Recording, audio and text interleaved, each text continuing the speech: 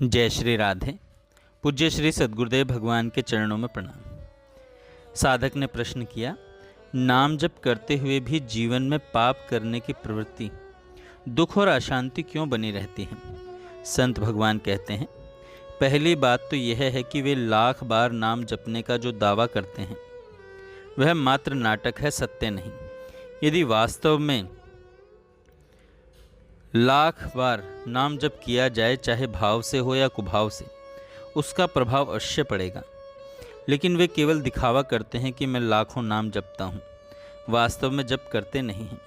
यदि माला चल रही है और साथ ही साथ बातचीत भी हो रही है तो जप कौन कर रहा है? दो लोग साथ चल रहे हैं, हंसते हुए बातें कर रहे हैं और माला भी चल रही है, तो माला किसकी चल रही है? जप कौन कर रहा है?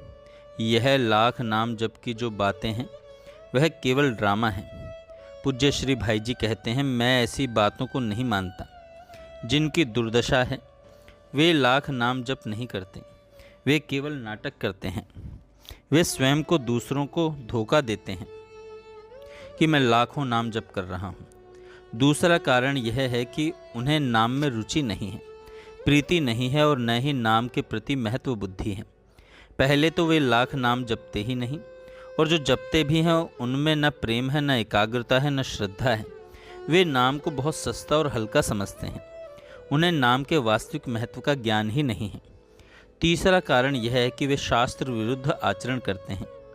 चौथा कारण यह है कि मामूली सिरदर्द हो या कोई घटना घटे तो तुरंत नाम जप का प्रयोग करने लगते हैं, जैसे मैंने जो नाम जपा है उससे मेरा सरदर्द ठीक हो जाए या मेरे नाम जप से यह कार्य बन जाए।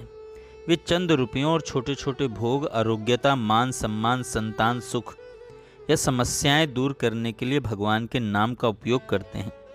इसका परिणाम यह होता है कि जो थोड़ा बहुत नाम जपते हैं वह इसी में व्यर्थ हो जाता है और वे फिर पाप करते रहते हैं। फलस्वरूप उन्हें दुख भोगना पड़ता है, लाभ नहीं मिल पाता। इसलिए ऐसा प्रतीत होता है कि लाख नाम जपने के बाद भी दुर्दशा में है, जबकि वस्तुतः ऐसी बात नहीं है। साधक ने प्रश्न किया, अगर नाम इतना महिमामय है तो सब लोग नाम जप क्यों नहीं करते? संत भगवान कहते हैं, नाम परायण होना तुमने सहज समझ लिया है क्या? बड़े भाग्य से ही किसी को नाम में रुचि होती है।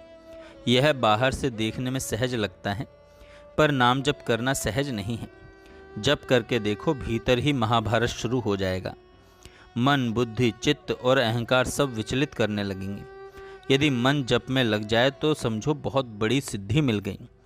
जो नाम को केवल शब्द या पाप नाश का साधन मानते हैं वे नाम की वास्तविकता को नहीं समझते।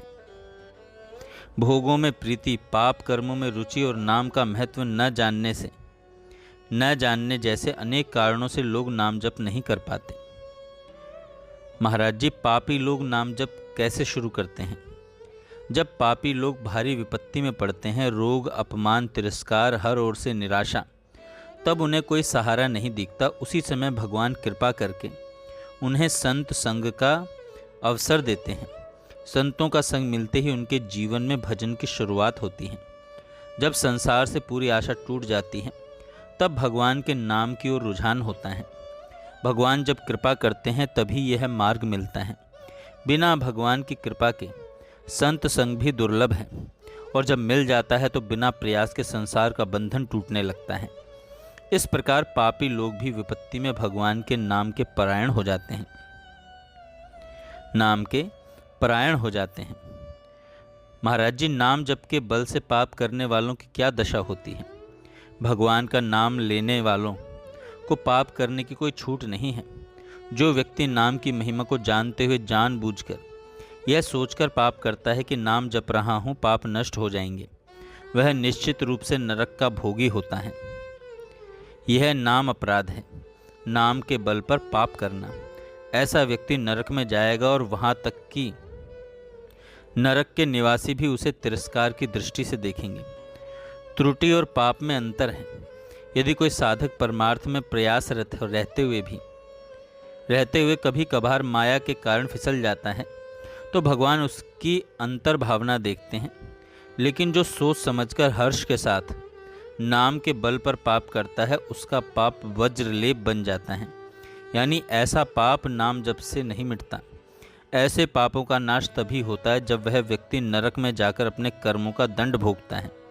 अतः नाम जप के सहारे पाप करना घोर अपराध है। पाप करना घोर अपराध है। जय श्री राधे।